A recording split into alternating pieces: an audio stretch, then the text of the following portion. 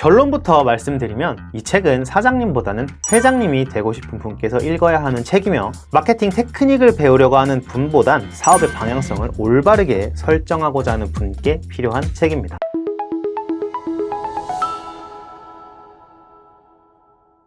안녕하세요. 광고주들께 마케터의 시각을 공유해드릴 AMPM의 마케팅 컨설턴트 박성주입니다. 오랜만에 재밌는 책을 하나 들고 왔는데요. 제목은 Thick Data, 부제로는 빅데이터도 모르는 인간의 숨은 욕망이라고 나와 있습니다. Thick Data, 우리말로 하면 두꺼운 정보 좀 되려나요? 사실 저는 이 책을 처음 보고 부제를 읽으면서부터 책의 요지 중 하나를 어느 정도 유추할 수 있었는데요. 이 영상을 통해 책을 처음 접하시는 분들께서도 그러셨는지는 잘 모르겠습니다. 자, 그래서 제가 간단하게 책 소개를 좀 하고 이 중에 인상 깊었던 멘트 몇 가지, 그리고 책에 대한 마케터의 시각을 공유해 드리고 소개를 마치도록 하겠습니다. 자, 우선 이 책의 저자는 인류학 박사님이십니다.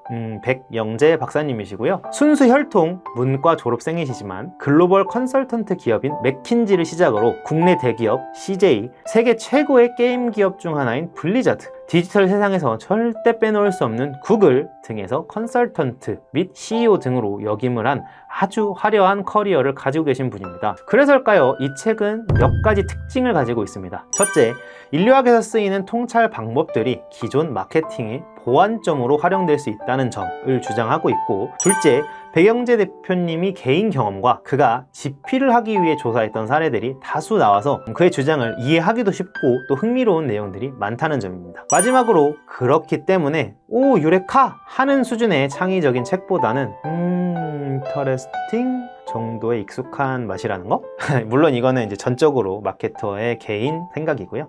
그럼 이제부터는 내용을 살짝 맛보도록 하겠습니다. 디지털 시장에서 모든 것은 데이터로 귀결이 됩니다. 그중 빅데이터는 거의 전가의 보도처럼 여겨지고 또 쓰여지고 있습니다. 사실 저 역시도 광고주들을 컨설팅할 때 빅데이터 활용 방안들을 언급하기도 합니다. 근데 이 빅데이터는 사실 완벽한 데이터다 라고 말하긴 좀 힘듭니다. 사람의 어떤 행위를 카운팅하고 그렇게 카운팅된 행위들 사이에 일정 수준의 연관성을 찾아내며 큰 흐름을 잡는 데야 당연히 의심의 여지가 없이 도움이 되겠지만, 이렇게 수집된 데이터를 일반화하는 과정에서 소실되는 특징들이 분명히 존재하고, 그러다 보면 우리는 인간의 행위는 기록을 했지만 사소하면서도 중요한 인간의 특징들을 놓치게 된다는 거죠. 다시 말하면 빅데이터는 인간을 숫자로 표현하는 기술이지만 그렇게 정리된 숫자 데이터로 인간을 재구성하는 건 불가능하다. 즉, 인간은 숫자가 아니다 정도로 빅데이터의 한계를 정의할 수 있고, 이를 보완하기 위해 빅데이터, 다른 말로는 인간에 대한 거시적인 통찰력이 필요하다 라는 것이 이 책을 관통하는 작가의 주장입니다. 그렇기 때문에 책의 초반에는 작가의 핵심 주장을 설명하고, 중반에는 그것을 뒷받침한 다양한 실증 사례들, 그리고 후반부에는 우리가 어떻게 그 인류학적 방법론들을 우리 문제로 가지고 와서 접목할 수 있는지, 그 방법론에 대해서 단계별로 얘기를 하고 있습니다. 자, 그 예시들에 대해서는 직접 읽어보시면 조금 더 좋을 것 같습니다. 다음으로 개인적으로 공감했던 몇 가지 문구들을 소개를 해드리고 싶은데요. 첫 번째는 숫자는 부분적 사실을 말해줄 뿐 총체적 진실을 드러내지 못한다 입니다.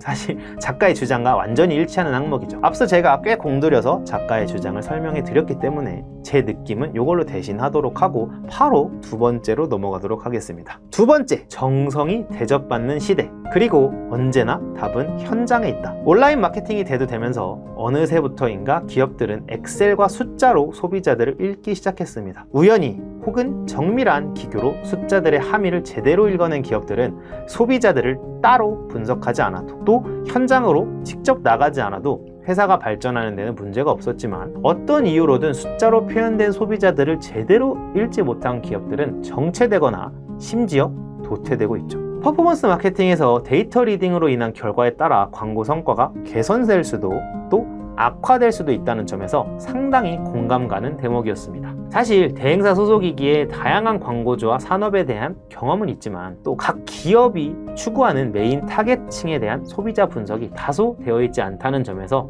좀 반성해야 되는 대목이라고 생각하기도 했고요. 아마 많은 대행사의 퍼포먼스 마케터들이 저와 비슷한 처지긴 할 겁니다. 그러니까 대행사와 협업을 하실 때는 당사가 조사한 소비자들의 특징에 대해 공유를 좀 해주시면 우리가 조금 더 좋은 퍼포먼스를 낼 수 있다. 꿀팁 하나 바로 드렸고요.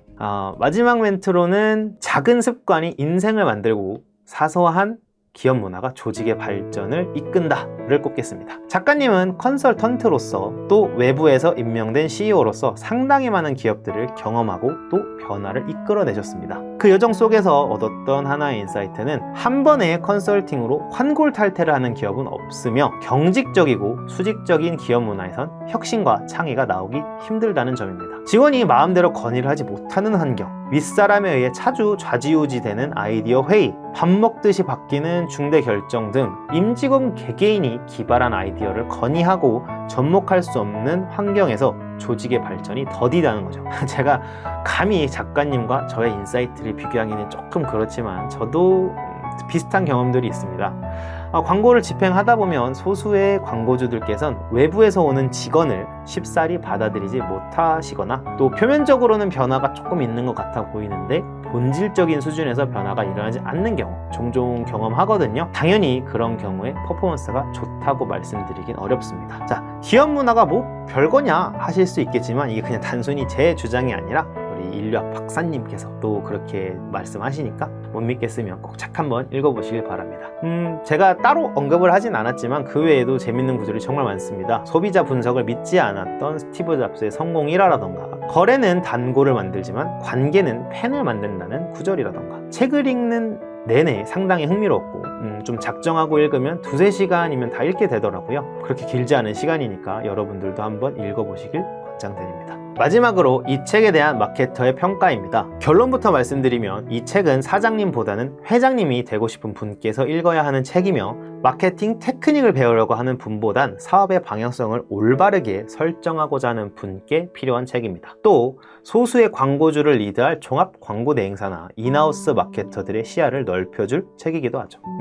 마케팅 환경이 시시각각 변화하고 있습니다. 이 대부분의 변화는 우리를 조금 더 어려운 상황에 처하게 하곤 하는데요. 물건이 없어서 못 파는 시대 때야 노출이 곧 최고의 마케팅이었고, 아무거나 팔아도 잘 팔리는 시대에는 가격 경쟁력이라던가 디자인, 네임드 브랜드 이런 것들이 중요했죠. 하지만 팔리는 물건을 팔아야 하는 지금 시대에는 아무거나 팔아서는, 또 기존에 성공했던 마케팅 공식만 따라해서는 시장 안에서 생존하기조차 어렵습니다. 그렇기 때문에 팔리는 물건은 어떻게 만들 것이며 또 어떻게 팔을 것이며 소비자들에게 어떤 메시지를 던질 것인가, 이 책은 그에 대한 방법과 적용 사례들을 제시하고 있습니다. 귀사가 나아가고자 하는 길에 더 좋은 길잡이 또는 검증 방법을 얻고 싶으시다면 이 책을 읽어보시는 걸 추천드립니다. 오늘도 이렇게 광고주들께 새로운 마케터의 시각을 하나 공유 드렸고요. 저는 다음번에 조금 더 좋은 컨텐츠로 돌아오도록 하겠습니다. 지금까지 AMPM의 마케팅 컨설턴트 박성주였습니다. 감사합니다.